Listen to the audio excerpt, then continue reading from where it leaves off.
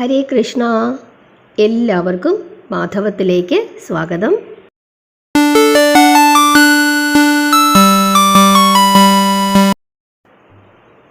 നാളെ ഏകാദശി, മോഹിനി ഏകാദശി. തിങ്കളാഴ്ച നമ്മൾ പാരണ വീടണം. ആ സമയവും ഞാൻ ഓരോ സ്ഥലങ്ങളിലെ സമയം ഞാൻ വീഡിയോ ഇട്ടിട്ടുണ്ട്. എല്ലാവരും അത് കാണണം, കാണാത്തവരൊക്കെ. എന്നിട്ട് ആ കറക്റ്റ് സമയത്ത് തന്നെ നമ്മൾ പാരണ വീടണം. ഇനി അന്നത്തെ ദിവസം, അതായത് മെയ് 20-ാം തീയതി ത്രയോദശി തിഥിയാണ്. ആ ദിവസത്തെ പ്രത്യേകത നമുക്ക് എല്ലാവർക്കും അറിയാം. ത്രയോദശി തിഥിയിൽ നമ്മൾ ആചരിക്കുന്നത് പ്രദോഷമാണ്. ഇപ്രാവശ്യത്തെ പ്രദോഷം വളരെ വിശേഷമാണ്. കാരണം തിങ്കളാഴ്ചയും പ്രദോഷവും കൂടി വന്നിരിക്കുകയാണ്. അതുകൊണ്ട് തന്നെ ഈ പ്രദോഷത്തെ സോമപ്രദോഷമെന്ന് പറയുന്നു. ശുക്ലപക്ഷത്തിലെ പ്രദോഷമാണ്, ഇടവമാസത്തിലെ പ്രദോഷമാണ്, വൈശാഖ മാസത്തിലെ പ്രദോഷമാണ്. അതുകൊണ്ട് തന്നെ വളരെ വിശേഷപ്പെട്ട പ്രദോഷമാണ്. നമ്മൾ ഈ പ്രദോഷം ആചരിക്കുമ്പോൾ നമ്മൾ കടങ്ങളൊക്കെ അല്ലെങ്കിൽ സാമ്പത്തിക ബുദ്ധിമുട്ടുകളൊക്കെ ഉള്ള ആളുകൾ എന്തു ചെയ്യും എന്നിങ്ങനെ വിഷമിച്ചിരിക്കുന്ന ആളുകൾ മഹാദേവനെ ആശ്രയിക്കാനായിട്ട് പറയും. അവർ ഒരു പ്രദോഷം, ഒരു 11 പ്രദോഷമൊക്കെ എടുത്ത് പ്രാർത്ഥിച്ചാൽ നമുക്ക് ചില വഴികളൊക്കെ തുറന്നു കിട്ടുമെന്നാണ് വിശ്വസിക്കുന്നത്. ഇപ്പോൾ പ്രദോഷവ്രതം എടുക്കുന്നത് എങ്ങനെയാണ്? നമ്മൾ ഏകാദശി എടുക്കുന്ന ആളുകൾക്കും പ്രദോഷവ്രതം എടുക്കാം. അല്ലാതെ ഏകാദശി എടുക്കുന്ന ആളുകൾ പ്രദോഷവ്രതം എടുക്കാൻ പാടില്ല എന്ന നിയമമൊന്നും ഇല്ല. പക്ഷേ പ്രദോഷവ്രതത്തിൻ്റെ ഒരു രീതി എങ്ങനെയാണ് പ്രദോഷവ്രതം എടുക്കുന്നത്? നമ്മൾ സാധാരണ ആരോഗ്യമുള്ള ഒരാൾ, മരുന്നൊന്നും കഴിക്കുന്നില്ല, നമുക്ക് മറ്റു പ്രശ്നങ്ങളൊന്നുമില്ല, അങ്ങനെയുള്ള ആളുകൾ പ്രദോഷം എടുക്കുന്നത് തലേദിവസം നമ്മൾ ശുദ്ധാഹാരത്തിലിരുന്ന് പ്രദോഷത്തിൻ്റെ അന്ന് രാവിലെ മുതൽ സന്ധ്യ വരെ നമ്മൾ ഒന്നും കഴിക്കില്ല, പൂർണ്ണമായ ഉപവാസമായിരിക്കും. അതിനുശേഷം സന്ധ്യയ്ക്ക് നമ്മൾ സന്ധ്യാപ്രാർത്ഥനയ്ക്ക് ശേഷം, ഇപ്പോൾ ശിവക്ഷേത്ര ദർശനം നടത്തി, അതല്ലെങ്കിൽ വീട്ടിലെ പ്രാർത്ഥനയാണ്, എന്ത് പ്രാർത്ഥനയായാലും ആ പ്രാർത്ഥന, സന്ധ്യാപ്രാർത്ഥനയ്ക്ക് ശേഷം നമ്മൾ ഭഗവാന് നേദിച്ച കരിക്ക് കുടിച്ച്, വീട്ടിലാണെങ്കിൽ ഭഗവാന്റെ മുമ്പിൽ കരിക്ക് വെച്ച് നമ്മൾ പ്രാർത്ഥിച്ച്, അതല്ലെങ്കിൽ ജലം വെച്ച് പ്രാർത്ഥിച്ച്, ആ ജലം നമ്മൾ കുടിച്ച്, ഭഗവാൻ എന്തെങ്കിലും പഴങ്ങളോ എന്തെങ്കിലും നമ്മൾ നൈവേദ്യമായിട്ട് വെക്കുകയാണെങ്കിൽ അത് നൈവേദ്യമായി വെച്ച് ആ ജലം കുടിച്ചതിന് ശേഷം, ആ നൈവേദ്യവും സ്വീകരിച്ചതിന് ശേഷം നമ്മൾ ചോറും എന്തെങ്കിലും ചമ്മന്തി, മോര്, ഇങ്ങനെയുള്ള സാധനങ്ങൾ, ഉള്ളി ചേർക്കാത്ത എന്തെങ്കിലും കഴിക്കും. അതായത് അരിഭക്ഷണം സന്ധ്യയ്ക്ക് ശേഷം കഴിക്കും. പിറ്റേ ദിവസം രാവിലെയും വിളക്ക് കത്തിച്ച് ഭഗവാനെ പ്രാർത്ഥിക്കും. ഇതാണ് സാധാരണയായിട്ട് നമ്മൾ പ്രദോഷവ്രതം ആചരിക്കുന്ന രീതി. ഇവിടെ നമ്മൾ ഏകാദശി എടുക്കുന്ന ആളുകളാണെങ്കിൽ അവർ ചെയ്യേണ്ടുന്ന വ്രതരീതി എന്ന് പറയുന്നത്, രാവിലെ നമ്മൾ ആ കറക്റ്റ് സമയത്ത് തന്നെ നമ്മൾ ഭഗവാന് വിളക്ക് കത്തിച്ച്, അതല്ലെങ്കിൽ ക്ഷേത്രത്തിൽ പോയി നമ്മൾ ഏകാദശി വ്രതം അവസാനിപ്പിക്കണം. അതായത് തീർത്ഥം കുടിച്ച് നമ്മുടെ വ്രതം അവസാനിപ്പിക്കണം.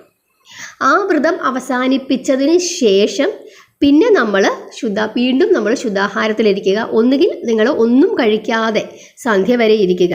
അതായത് വ്രതം അവസാനിപ്പിക്കുമ്പോൾ നമ്മൾ തീർത്ഥവും പഴം എന്തെങ്കിലും ഉണ്ടെങ്കിൽ അതും കഴിച്ച് നമ്മുടെ വ്രതം അവസാനിപ്പിക്കണം. ഏകാദശി വ്രതം അവസാനിപ്പിക്കാതെ ഒരു കാരണവശാലും പ്രദോഷത്തിലേക്ക് പോകരുത്. ആ വ്രതം അവസാനിപ്പിച്ചപ്പോൾ രാവിലെ തന്നെ നമ്മൾ വ്രതം അവസാനിപ്പിക്കുന്നു 20-ാം തീയതി. അതിനുശേഷം നമുക്ക് ഒന്നും കഴിക്കാതെ, ആഹാരം കഴിക്കാതെ ഇരുന്ന് സന്ധ്യയ്ക്ക് ശേഷം ആഹാരം കഴിക്കുന്ന രീതി ഒന്നുകിൽ അവലംബിക്കാം. അതല്ലെങ്കിൽ മരുന്നുമൊക്കെ കഴിക്കുന്നു, നമുക്ക് ശരീരത്തിന് ക്ഷീണമുണ്ട്, ജോലിക്ക് പോകുന്നവരാണെങ്കിൽ ജലം കുടിച്ചിരിക്കാം, അതല്ലെങ്കിൽ പഴങ്ങൾ കഴിച്ച് നമുക്കിരിക്കാം. പക്ഷേ കട്ടിയുള്ള ഭക്ഷണങ്ങൾ കഴിക്കാതിരിക്കുന്നതാണ് നല്ലത്. പഴങ്ങൾ നമുക്ക് കഴിക്കാം, പാല് കഴിക്കാം, അങ്ങനെയുള്ള കാര്യങ്ങളൊക്കെ കഴിക്കാം. പക്ഷെ അരിഭക്ഷണമോ അങ്ങനെ അതുപോലുള്ള ധാന്യങ്ങളോ ഒഴിവാക്കി സന്ധ്യയ്ക്കുള്ള പ്രാർത്ഥന, അതാണ് ഏറ്റവും പ്രധാനം. കാരണം പ്രദോഷ സന്ധ്യാ പ്രാർത്ഥനയ്ക്കാണ് ഏറ്റവും കൂടുതൽ പ്രാധാന്യം. എവിടെയാണോ സന്ധ്യയ്ക്ക് ശിവഭഗവാന് പ്രാർത്ഥന നടത്തുന്നത്, പൂജ നടത്തുന്നത്, അവിടെ സകല ദേവീദേവന്മാരുടെയും സാന്നിധ്യം ഉണ്ടാകുമെന്ന് നമ്മൾ വിശ്വസിക്കുന്നു. ആ കഥയൊക്കെ ഞാൻ മുമ്പ് പറഞ്ഞിട്ടുണ്ട്, ഞാൻ ഒന്നും കൂടെ പറയാം. പാലാഴി കടഞ്ഞുകൊണ്ടിരുന്ന സമയത്ത് നമുക്കറിയാം, വാസുകി മന്ദരപർവ്വതത്തെ മത്തായും വാസുകിയെ കയറായി ഉപയോഗിച്ചിട്ടാണ് പാലാഴി മഥനം നടക്കുന്നത്. ആ സമയത്ത് വാസുകിക്ക് വലിയ ക്ഷീണമുണ്ടാവുകയും വാസുകി കാളകൂട വിഷം ശ്രദ്ധിക്കാൻ പോവുകയും ചെയ്യുന്നു. ആ സമയത്ത് ഛർദ്ദിക്കാൻ പോകുന്ന ആ സമയമായപ്പോൾ, അതായത് കണ്ണൊക്കെ ഇങ്ങനെ വാസുകിയുടെ തുറിച്ചു വരികയും ആ ഛർദ്ദിക്കുന്ന അവസ്ഥയിലേക്ക് വരുമ്പം തന്നെ അവിടെ ഉണ്ടായിരുന്ന സകല ദേവീദേവന്മാർക്കും അതുപോലെ തന്നെ യക്ഷകിങ്കരന്മാരെ, അസുരന്മാർ ഇവരൊക്കെയുണ്ട്, അവർക്കൊക്കെ ശ്വാസം മുട്ടിയെന്നാണ് പറയുന്നത്. അപ്പോഴേക്കും ഈ കാളകൂട വിഷം ഭൂമിയിലേക്ക് വീണ് കഴിഞ്ഞാൽ ത്രിലോകങ്ങളും നശിക്കും. അതുകൊണ്ട് ആ ഒരവസ്ഥ ഒഴിവാക്കുന്നതിന് വേണ്ടിയിട്ട് ഈ കാളകൂട വിഷത്തെ ഭഗവാൻ മഹേശ്വരൻ കൈക്കുമ്പിളിൽ ഏറ്റുവാങ്ങിയെന്നും അത് തൻ്റെ ശരീരത്തിനുള്ളിലേക്ക് കഴിച്ചു എന്നുമാണ് പറയുന്നത്. അങ്ങനെ കഴിക്കുന്ന സമയത്ത് പാർവതീദേവി കഴുത്തിൽ പിടിച്ചു എന്നൊക്കെ പറയുന്നുണ്ട്. അങ്ങനെ ഈ വിഷം അദ്ദേഹത്തിൻ്റെ കഴുത്തിൽ ഉറച്ചു. അങ്ങനെയാണ് അദ്ദേഹത്തിന് വിഷഖണ്ഡൻ അല്ലെങ്കിൽ നീലകണ്ഠൻ എന്ന പേര് കിട്ടിയത് എന്ന് നമ്മൾ പറയുന്നുണ്ട്. അങ്ങനെ ഇത് കഴിച്ചതിന് ശേഷം പക്ഷേ ഭഗവാൻ ഒരു വലിയ ആലസ്യം വന്നു എന്നാണ് പറയുന്നത്. അങ്ങനെ വലിയ ക്ഷീണത്തിൽ ഭഗവാൻ ശ്രീ പാർവതിയുടെ മടിയിൽ തലവെച്ച് മയങ്ങി. അങ്ങനെ മയങ്ങിയപ്പോൾ ഭഗവാൻ ഒന്നും സംഭവിക്കാതിരിക്കാൻ വേണ്ടി അവിടെ അദ്ദേഹത്തിൻ്റെ അടുത്തേക്ക് സകല ദേവീദേവന്മാരും യക്ഷകിങ്കരന്മാരും സപ്തർഷികളും എല്ലാവരും തന്നെ അവിടെ ഇരുന്നിട്ട് ഭഗവാന് വേണ്ടി പ്രാർത്ഥിച്ചു. അങ്ങനെ ഒരു ത്രയോദശി തിഥിയിൽ പ്രദോഷ സന്ധ്യാസമയത്ത് ഭഗവാൻ ഉണർന്നെഴുന്നേൽക്കുകയും ആനന്ദ നടനമാടി എന്നാണ് പറയുന്നത്.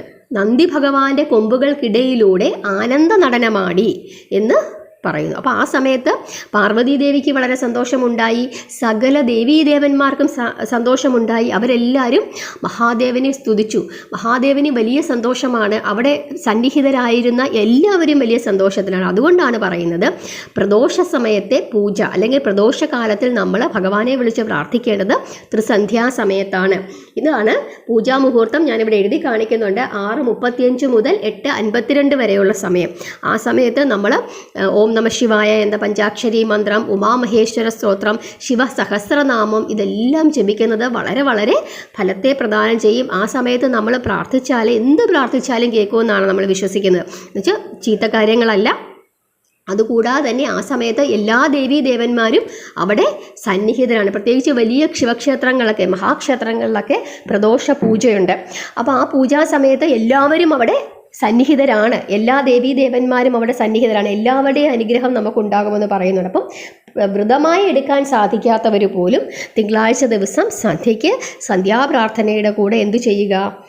ശിവ സഹസ്രനാമം ജപിക്കുക. അതല്ലെങ്കിൽ പഞ്ചാക്ഷരി മന്ത്രം ഓം നമ ശിവായ എന്ന പഞ്ചാക്ഷരി മന്ത്രം ജപിച്ച് പ്രാർത്ഥിക്കുക. അതാണ് ചെയ്യേണ്ടത്. അന്നത്തെ ദിവസം ശിവക്ഷേത്ര ദർശനം സന്ധ്യയ്ക്ക് നടത്താൻ പറ്റുന്നവരൊക്കെ നടത്തുക. ഭഗവാൻ ഒരു കരിക്കൊക്കെ മേടിച്ച് അഭിഷേകം ചെയ്യുക. അല്ലെങ്കിൽ ജലധാര, ഭഗവാന് വളരെ ഇഷ്ടമാണ്, ജലധാര നടത്തുക. അതുപോലെ തന്നെ നമ്മൾ അർച്ചന നടത്തുമ്പോൾ അത് പ്രത്യേകമായി ശ്രദ്ധിക്കുക. നമ്മൾ ഈ പ്രദോഷ ദിവസമൊക്കെ അർച്ചന നടത്തുമ്പോൾ മഹാദേവൻ തിരുവാതിര എന്ന പേരിൽ അർച്ചന നടത്തുന്നത് വളരെ വിശേഷമാണ്. ഇപ്പം നമ്മൾ സാധാരണ അർച്ചന നടത്തുമ്പം നമ്മുടെ പേരും നാളും പറഞ്ഞിട്ടാണ് അർച്ചന നടത്തുന്നത്. അതിന് പകരമായിട്ട് മഹാദേവൻ തിരുവാതിര എന്ന് പറഞ്ഞ് അർച്ചന നടത്തിക്കഴിഞ്ഞാൽ നമ്മുടെ കുടുംബത്തിലുള്ള മുഴുവൻ ആളുകൾക്കും അതിൻ്റെ ഗുണമുണ്ടാകുമെന്ന് പറഞ്ഞത്. അപ്പോൾ ഓരോരുത്തരുടെയും പേരും നാളും പറഞ്ഞ് നമ്മൾ നടത്തേണ്ട ഭഗവാന് വേണ്ടി, എല്ലാം നമ്മൾ ഭഗവാന് വേണ്ടിയാണ് ചെയ്യുന്നത് വഴിപാട്. അതിൻ്റെ ഫലം നമുക്ക് എല്ലാവർക്കും, നമ്മുടെ കുടുംബത്തിലുള്ള എല്ലാവർക്കും തന്നെ അത് കിട്ടും. അപ്പോൾ അങ്ങനെ വഴിപാട് നടത്താനായിട്ട് ശ്രമിക്കുക. ദേവിക്ക്, അപ്പോൾ മഹാദേവന് നമ്മൾ എന്തെങ്കിലും വഴിപാട് നടത്തുമ്പോൾ ആ കൂട്ടത്തിൽ ദേവിയെ മറക്കാതിരിക്കുക. മഹാദേവിക്ക് വിളക്ക് കത്തിക്കുക. പുറകുഭാഗത്ത് നമ്മൾ വിളക്ക് കത്തിക്കുമല്ലോ, അത് കത്തിക്കുക. അതുപോലെ ദേവിയോട് ശിവശക്തിയായുക്തോ യതി ഭവതി ശക്ത പ്രഭവിതും എന്ന് പറഞ്ഞ നാമം നമ്മൾ ഇതിനു മുമ്പ് വീഡിയോ ഇട്ടിട്ടുണ്ട്. ആ നാമം ദേവിക്ക് വേണ്ടി ജപിക്കുക. ഇതൊക്കെ ചെയ്യുന്നത് വളരെ ഗുണകരമാണ്. സന്ധ്യാസമയത്ത് തീർച്ചയായിട്ടും എല്ലാവരും വിളക്ക് കത്തിച്ച് അന്നത്തെ ദിവസം വ്രതമെടുക്കുന്നവരായാലും ഇല്ലാത്തവരായാലും സന്ധ്യാസമയത്തെ പ്രാർത്ഥനയിൽ മഹാദേവനെ ഉൾപ്പെടുത്തുക. വളരെ വളരെ ഐശ്വര്യമാണ്. അതുപോലെ തന്നെ അന്നത്തെ ദിവസവും കൂടി, അതായത് 20-ാം തീയതിയും കൂടെ നിങ്ങളെല്ലാവരും വെജിറ്റേറിയൻ ആയിട്ടിരുന്ന് ശുദ്ധാഹാരത്തിലിരുന്ന് ഭഗവാനെ പ്രാർത്ഥിക്കാനായിട്ട് ശ്രമിക്കുക. എല്ലാവരും ഇങ്ങനെയൊക്കെ ചെയ്യുമെന്ന് വിശ്വസിക്കുന്നു. എല്ലാവരെയും ഭഗവാൻ അനുഗ്രഹിക്കട്ടെ. എല്ലാവരും നന്നായി പ്രാർത്ഥിക്കുക. വളരെ വിശേഷപ്പെട്ട ദിവസങ്ങളാണ് ഈ വരാൻ പോകുന്നതെല്ലാം തന്നെ. അതുകൊണ്ട് പ്രാർത്ഥനയുടെ കാര്യത്തിൽ യാതൊരു വിട്ടുവീഴ്ചയും വരുത്തരുത്. പരമാവധി സമയം ജപിക്കുക, പ്രാർത്ഥിക്കുക. എല്ലാവരെയും ഭഗവാൻ അനുഗ്രഹിക്കും. ഹരേ കൃഷ്ണ.